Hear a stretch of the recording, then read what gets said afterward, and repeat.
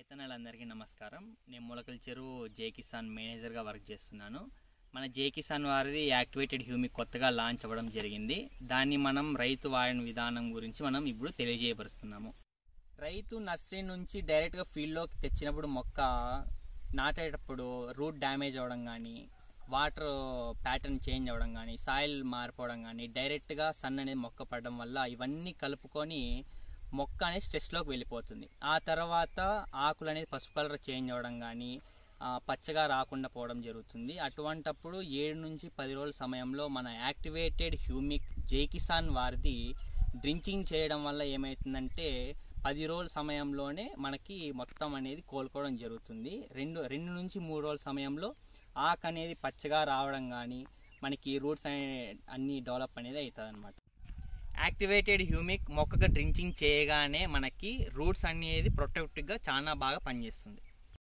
అలాగే మరి యాక్సిన్, cytokinin natural hormones release అవుతాయి.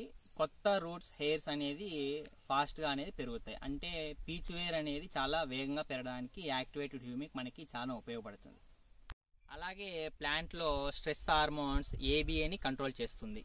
న్యూట్రియంట్ అప్టేక్ సడన్గా డబుల్ అవ్వడానికి యాక్టివేటెడ్ హ్యూమిక్ మనకి చాలా ఉపయోగపడుతుంది. యాక్టివేటెడ్ హ్యూమిక్ స్ప్రేయింగ్ విషయానికి వస్తే బ్రాంచెస్ ఎక్కువ రావడం కానీ, పూతలు ఎక్కువగా రావడం కానీ, ఈల్డింగ్ ఎక్కువ రావడం కానీ, తోట అనేది పచ్చగా తిరుగుతుంది. ఎల్లో ఇష్యూ ఉన్నా కూడా మొత్తం అనేది కంట్రోల్ చేస్తుంది. రైతన్నలు కొంతమంది నన్ను అడగండి, సార్ ఇది డ్రిప్ ఫర్టిలైజర్తో పాటు సీవీడ్ ఎక్స్ట్రాతో పాటు కాల్షియం, బోరాన్ వాటితో వాడుకోవచ్చు అన్నారు. ఖచ్చితంగా వాడుకోవచ్చు అన్న.